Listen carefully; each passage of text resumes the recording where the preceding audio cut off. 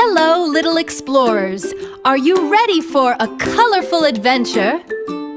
Today, we are going to meet two very special, funny-looking friends.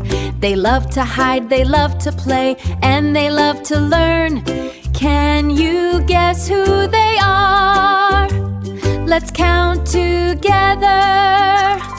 1, 2, 3, surprise!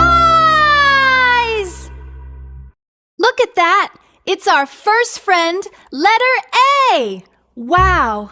A is wearing a bright, sunny yellow dress today.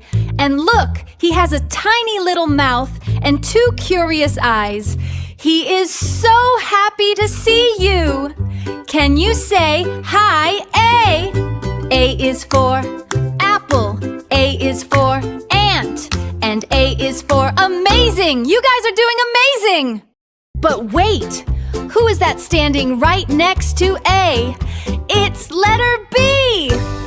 Oh my goodness! Look at B!